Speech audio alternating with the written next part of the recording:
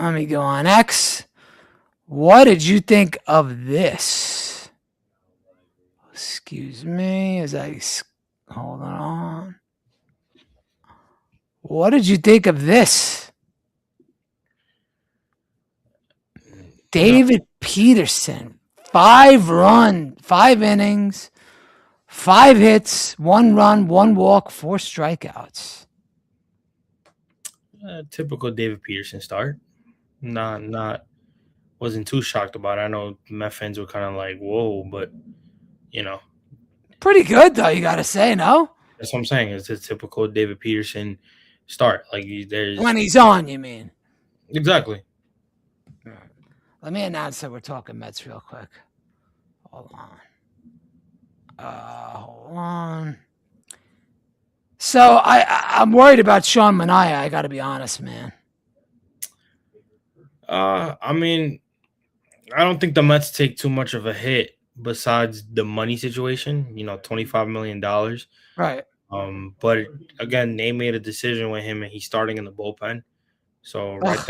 right then and there, it's like they took an affirmative action to move him in the bullpen instead of taking the risk of starting with him as a starter and risking him even getting worse than what we're seeing right now in terms of inconsistencies on the velocity, location.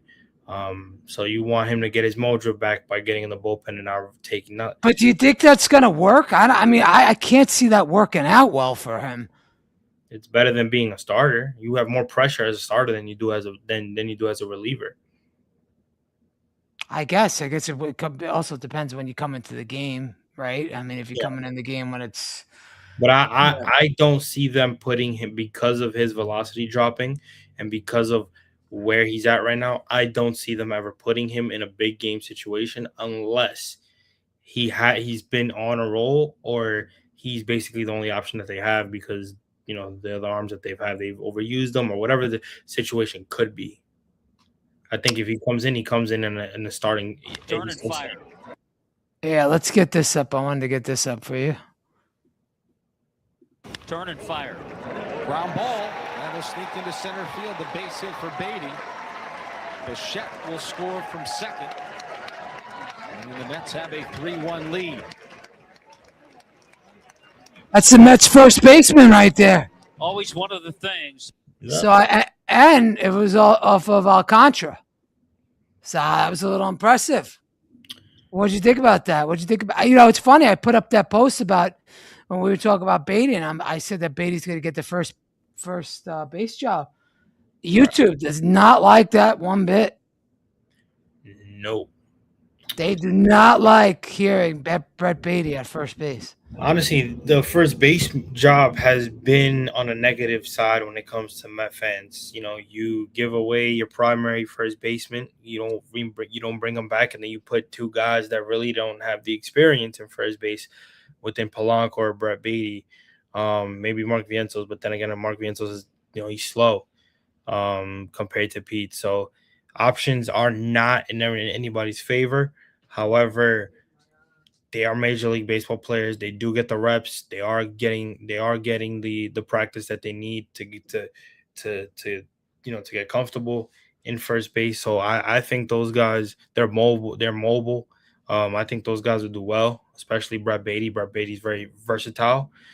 He can Yeah, I adapt. mean, we're talking about Beatty here. He's played all over the place. He is Brett Beatty. Let's face it, is the new Jeff McNeil.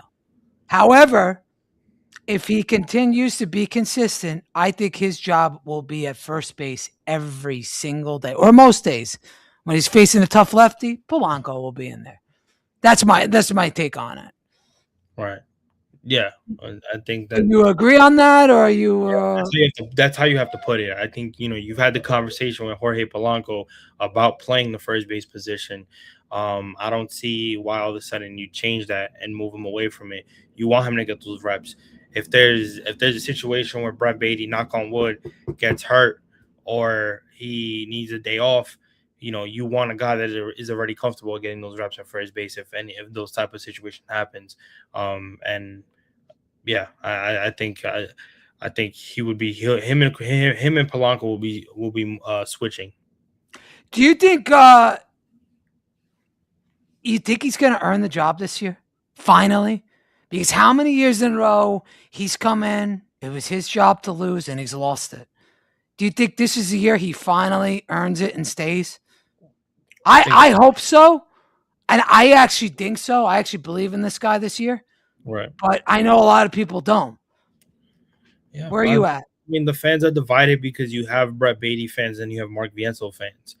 One want to see one succeed, the other want to see the other succeed, and then you have the group that want to see both succeed. I'm part of the both. That would be me. I would be on the. I want to see both succeed because then the team does better. Right, exactly. That's where I am at as well, and I think most Mets fans should be on that no matter what. But I think he has the opportunity to do that. He's been hitting the ball consistently much better than when we first seen him. I think the job is his for the taking. Like I said, I don't think he's going to be playing it every day. I think Polanco has, they've made the right for Polanco to earn that. Besides being a DH, but Polanco's definitely going to be when they go against a lefty. Polanco's going to be at first base. Yeah, without a doubt. Right. So I don't think it's. I just said righty because most starters are right-handed. Let's be honest. Right. Yeah. Again, the way Carlos Mendoza wants to make those adjustments and go based off analytics, I think it'll work for both of them. But I think the Mets are in a good spot when it comes to first base. Yeah, I agree. And speaking of Polanco, let's get to Polanco today. Hold on. Here he is. Polanco up. Be his 63rd pitch. Goes the other way. Swatted in the air down the left field line. And sacrifice fly. The catch. Soto tags. Throw comes into third. A sacrifice fly for Jorge Polanco. And it's 2-1 New York. Really good job by Roberto Hernandez to get over, make that play. And again, off of Alcantara, which is impressive. Smart. So, yeah, I mean that's the difference between this year and last year. That last year that would have been a strikeout, and you don't get the runner home. Right, exactly. That's the difference, and I'm happy about that. But touching back on the Manaea thing for a second, I just wanted to go back to that thing. Will he get an opportunity to actually start, or is he going to be that sixth man? What's the story? What is going on with Sean Manaea? I mean, it's depending on how he does in the bullpen, and depending on who's going to go down within that rotation. Well, he'll be how many lefties he got in the bullpen? We have really, we have, who's the guy? Minter's not healthy though, right? AJ Minter. He's not healthy though. He'll be in by May. Right. Okay. So it's, I guess he'll be the second lefty then. Mm-hmm. Really, but it really will be in anything that's kind of, if it's dicey, really, he's going to be the guy that's going to be pitching. Right. How do you think our bullpen performs this year? I think it's going to be very good. I do think Devin Williams is going to bounce back. I think Weaver's going to bounce back. I think Minter, if he stays healthy, could be one of the best setup men in the league. And I love Brooks, really, I always have. And they got a lot of other talent. The guys I even mentioned. Well, give me some of these other guys' names. Lambert, right? Who else we got up there in the Mets bullpen here? As of right now, that would be as of right now. I mean, yeah. Because what happened with what's his name? I'm going blank. The old guy. From the Braves.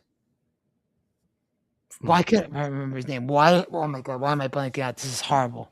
From the Braves. What the hell? The old guy he pitched for the Mets. He's in spring training.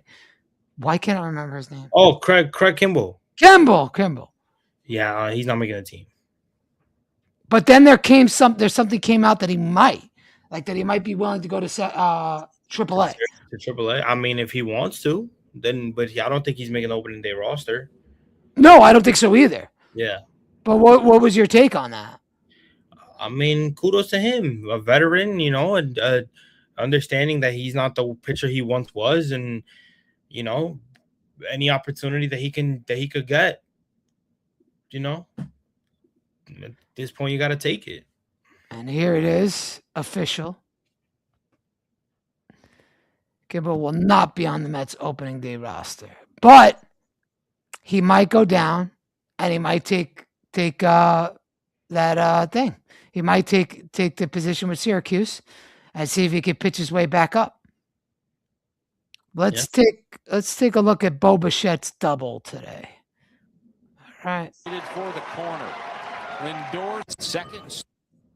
All right, let me go to this. All right, so. Soto at first. Here, Oh! He yanks that over leaping Graham Pauley, and this is ticketed for the corner. Lindor scores. Soto will stop at third. An RBI double for Bo Bichette. The Mets are threatening for more, but they've tied it at 1 here in the fourth. Tell you what, this is one of the things that's going to make this Met ball club so tough. The top 3 hitters. Second, Soto at first. Here's Bichette. He yanks that over leaping Graham. I mean, you got to like what you see from there. I think Bo Bichette is going to be a real piece for the Mets this year. I think he's going to be a real dangerous piece for the Mets. If he stays healthy, he offensively, he's going to be great for us. He's going to drive in runs left and right. He is going to be, hitting with runners in scoring position. I mean, just look at today. First and second, no outs, cracks a double. That's the player we've been looking for 5 years, and we finally got him. I mean, I think he's trying to prove a lot of people wrong. What do you mean? A lot of people don't think that he will consistently be good at third base. A lot of people think that he's overpaid. A lot of people think that he went to the wrong team. People were thinking, a lot of people thought, hey, he should have went back to Toronto, even though Toronto really didn't offer him anything close to what Philly and the Mets offered him. Philly offered him exactly what he wanted, and he still chose to come to the Mets. So people are praying specifically Philly fans are praying that he doesn't work out because of that. They're salty because of that. Yeah, I mean, that's just hater talk, though. No, right? Right. That's not even me to throwing a jab at them. That's just right. Based on what the conversation is. And just people think, hey, the Mets are taking a risk paying this man $42 million, and you're playing him out of position. He's been in a position that he's never played in his career. But he'll be all right, I think, man. But that's what I'm saying, is that I think he'll be all right, and people are praying the negatives. Of course, that he doesn't work out. So that's why I think it goes back to my point that I think he's trying to prove a lot of people wrong, because he coming here. Remember he has 2 opt-outs, so he can opt out after this year. We're getting clowned for that. Where in my sense is let him opt out. He plays well. He wants to opt out. He has every right to. I think. If he opts out, that means he had a really good season. He would be crazy not to. And I'm saying that as a fan. Usually fans are like, we hope he doesn't opt out. We hope he opts in. I would love it if he opts in. However, I won't be mad if he opts out. Because then we know he's going to have a hell of a season. Right. But it's not even that. It's go get your money. Exactly. You have an opportunity to go get more money than what you got from the Mets if you have a great year. If it results in a championship, who like there's nothing to complain about. So so we got this lineup here. How's this gonna look? So I'll start off. It's gonna be Lindor's going to be leading off, correct? Mm-hmm. Soto 2. I think we could agree on that. Mm-hmm. Bichette 3. Is that going to be? Mm-hmm. Mm-hmm. All right. So this is where I don't know what to do. Okay. Is it Beatty 4th? No. You put Beatty at cleanup. Who you put in that cleanup? You put Polanco there? Polanco. Yeah. Got a switch there, a really good contact hitter with a little bit of power. And then do you go Beatty 5th? Or do you do... No, I would go Luis Robert 5th. because he divides that lineup he divides that lineup in the middle with power and speed. Okay. So if you're going to put Robert there, then Beatty's got to go 6, I got to think, correct? Yep. Mm-hmm. And so now we're going down the barrel. Do you keep power and go Alvarez here, or do you go somewhere else? Simeon, I would go Simeon 7th. Okay. And I would go Alvi 8th. Okay.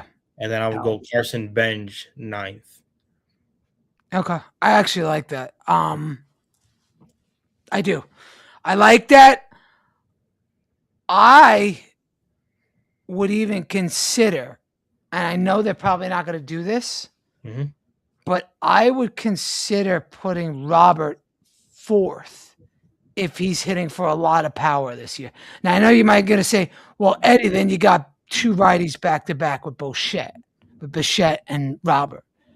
Right. But the reason I say that is you're putting 2 big power bats there. And you could also, if Robert's really tearing the cover off the ball, you could put him 3rd. Right. I would not be so.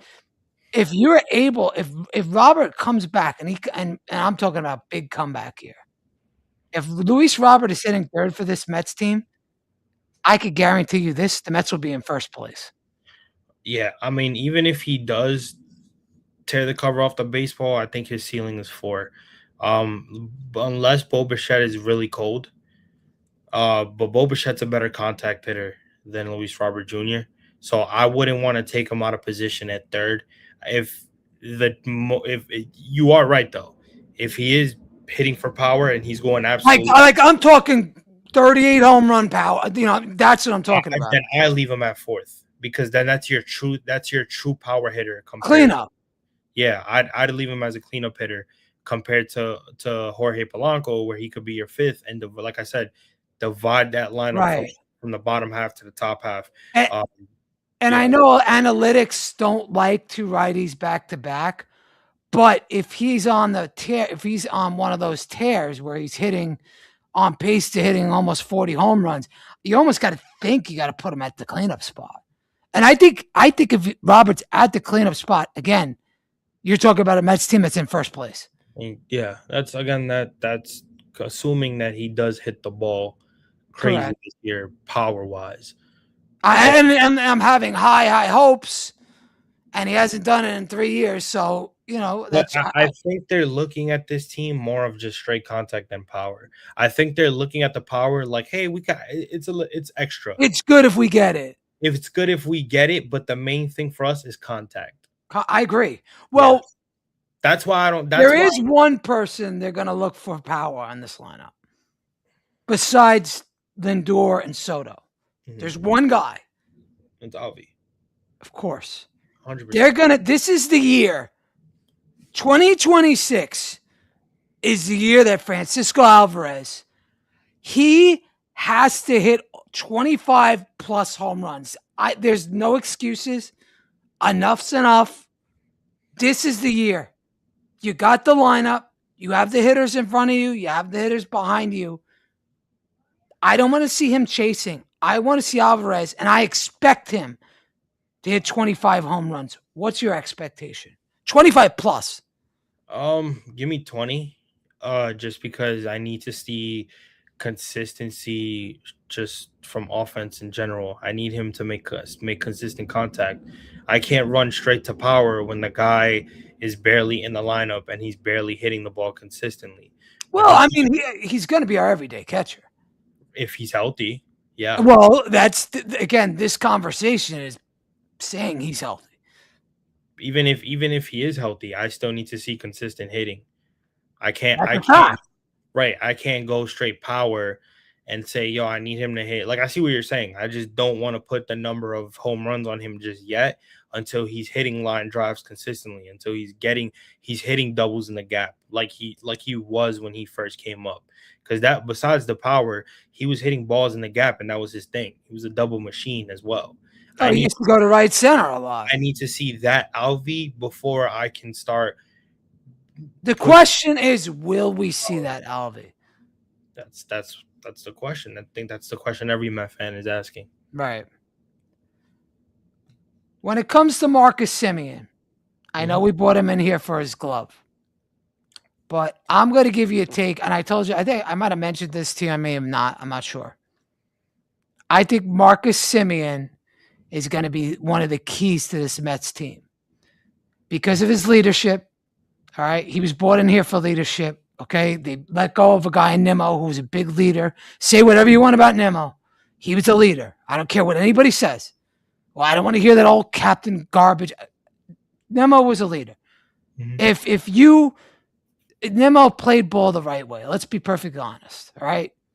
But we brought in another guy that plays ball the right way. And that's Marcus Semien. If Marcus Semien, and I'm not saying he's got to turn back the clock and be that 40 home run guy. I don't think he could be that. But if he could give me a year like Starling Marte's first year here, 20 home runs, 22 home runs, 260, 270 average, 70 RBIs. If he can do that, he makes this offense so dangerous, it is not funny. Because it is almost like you don't have one easy out in this lineup, especially if the kids produce and if the kids are healthy. Do you agree with that? Do you agree with that assessment? Do you think he could do that? Where are you with Semien? Where are you at with Semien? I mean, I haven't projected as a number 7 hitter in the lineup, so I think as a 7 hitter, him giving you a 270, maybe 275 average on the year with 20 home runs and maybe 75, 70 RBIs, maybe 80 if they even gets to that. If they score a lot. If they score a lot, which again I think that's the model that they're trying to do here. I think that's success, no matter what you think when it comes to that, because you weren't getting that from Jeff McNeil the last 2 years. No, we haven't gotten Jeff McNeil in about 4 years. So that his replacement, and to get that production from a veteran, a leadership, a World Series champion who performed in the World Series, wasn't like he's a champion just by everybody else. No, he was one of the guys, one of the reasons why a captain, like that. That's all you can ask for, especially because he's up in age already. So for him to give you that type of production at 36 is I tip my cap. That's a thank you for your service if he doesn't come back here, because I'm sure Met fans are gonna expect a lot from him, and from Semien. Yeah, just because that's who we are. There's still fans in here that still love Jeff McNeil. He was in a trade for Brandon Nimmo. They're Brandon Nimmo lovers, so they're gonna hold him. Well, Top, what I've seen more love than anybody is the Pete Alonso love. I've seen that more than anybody else. It's the Mets fans cannot let go of the Pete Alonso thing, and I've seen both between him and Nimmo. The Jeff McNeil, I think they kind of understood. Jeff McNeil, he was underperforming the last few years. He was declining. Yeah, I think everybody kind of got that. They were like, we know, we see it. But the Nimmo and Pete, I think Nimmo was more because just Nimmo was a fun guy. Like Nimmo was a guy that's like, I like his attitude. He was a gamer. The guy ran to first base. He hustled. He never took a play off. I mean, he was his attitude. But when with Pete, it was more, this is a guy that holds our home run record, the rookie record, the franchise record. Again, he was our power bat. He was our legitimate first baseman. He came through our system. They hold that personally. So, even though he is a traditional first baseman, it's more than just him being a traditional first baseman. Everybody just grew to loving the guy. So with Pete, it's a little more close to home. But are you over losing him? I've been over that. The moment that he signed with the Baltimore Orioles, I said that I don't care. Yeah, I mean, to be honest with me, I was at the last series in Miami. I was at that last game. And you were on the Queens baseball space as I got out and I was leaving the park. I went on I rant. I was ripping this. I ripped them to shreds from the top to bottom. And I said, the one thing I said, I do not want to see these players next year again. I don't want to see. I said they all could go. I even mentioned Diaz and Pete. I said it. And you know what? They're gone. And Right. you know what, Top? I don't care. I don't care because I trust this group and I trust David Stearns. I trust this plan. I think this is a better plan than the plan we had for 7 years in a row that just never got it done. And you can tell that David Stearns, that Pete Alonso did not fit David Stearns' mold for a player. No.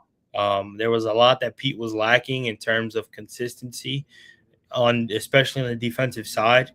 And and let me ask you: was it the range? Was it? It was definitely the range. It was definitely the throws, but it wasn't like the picks. Because when you watch Pete Alonso play every day, you're like, oh, this guy's a good pick and shortstop. First baseman. He's a good pick at first baseman. He could pick the ball, but on simple plays, he missed. Yeah, sharp hits that go by, like a real good first baseman keeps that ball in the infield. When it's Pete, it goes into the outfield. And Pete wasn't hitting for contact on a consistent basis. Well, last year he did. But a little bit better. Last year he was the best hitter on the team. I mean, you on the team. I'm talking from about start to finish. Right, but I think when it comes to what David Stearns wants, he wants more contact hitters than anything. And then on top of that, it's like, Pete kind of didn't make it easy for them when it came to negotiations. I mean, you remember the Amazing Fest when Cohen basically told the fans, like, this negotiation with Pete has been exhausting, and they still found a way to bring him back on a 3-year deal, which had an opt out after the first. We all knew he was. And as soon as that game ended in Miami, I'm opting out. Right. It was fuck you. Didn't even give yourself time. You basically what you told us was that you had that in the back of your mind for a while. That he was leaving. Right. So that's why, to me, I could give two. I'm gonna say I'll give two craps that he left. I don't care. I don't care either. I mean, and again, I don't care if he hits 50 home runs for Baltimore. I don't care. Against him, like he did what any athlete would do. You got your money. You had a baby on the way, which he did.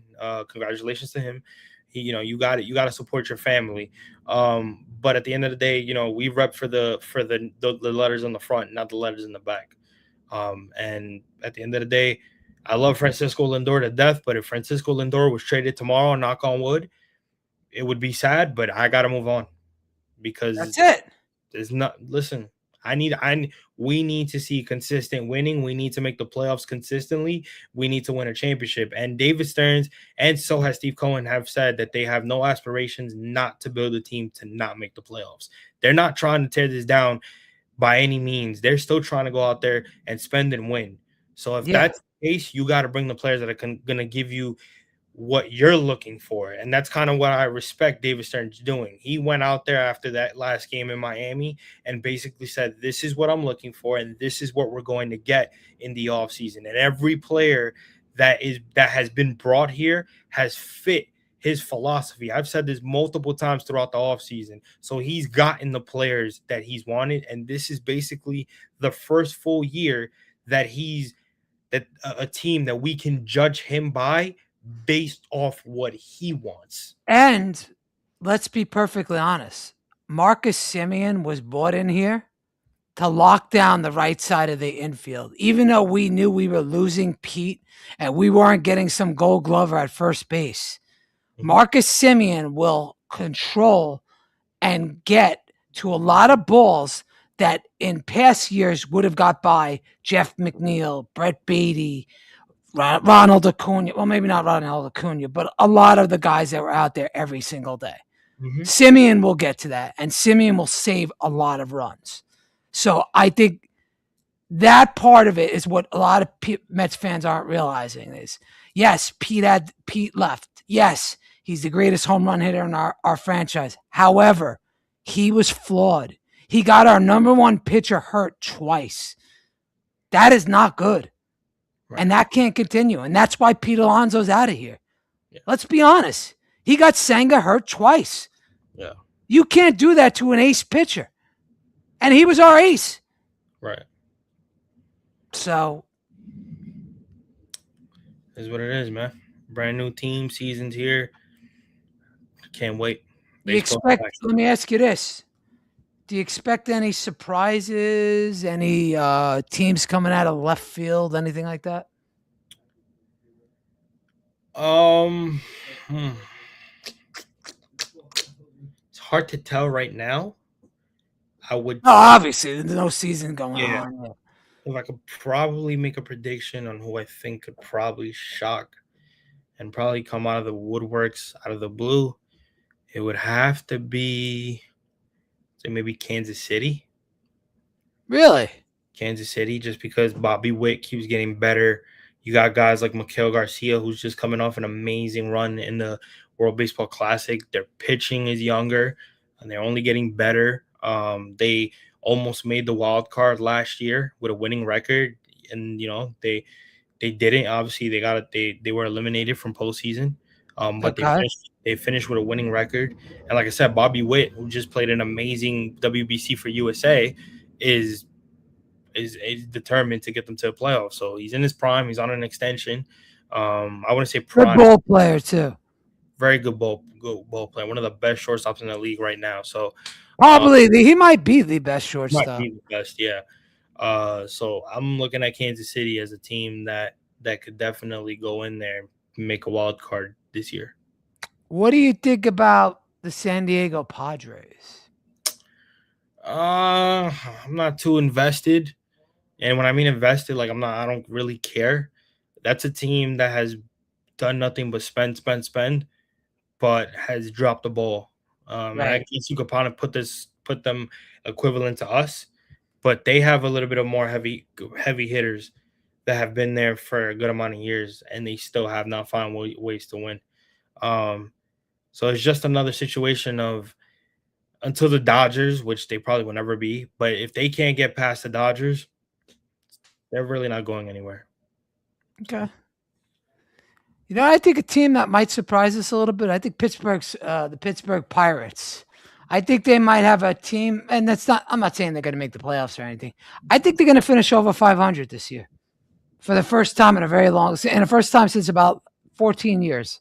I mean, if they do, they do. Well, you need They're at like 7. I think they're over unders around 80 wins, something like that. I could see them winning like 83 games. I can. They got good arms, man, but you need consistency from their offense, and then you need O'Neal Cruz to be. He's got to step up. Exactly. But they brought in the kid from the Braves, right? Marcelo Zuna. And who else? They brought in another bat too. Didn't they get somebody else? Did they get Suarez, or who got Suarez? Oh, you're talking about Suarez is back with with Seattle. Okay, Suarez said, I want to say they got somebody else. I'm not 100% sure, but they did get another bat. I know they had nothing special. Zuna was their biggest signing this year. So yeah, again, he's going to be DHing. He can only take you so far. Yeah, they need hitters on that team. They got the arms. Yeah.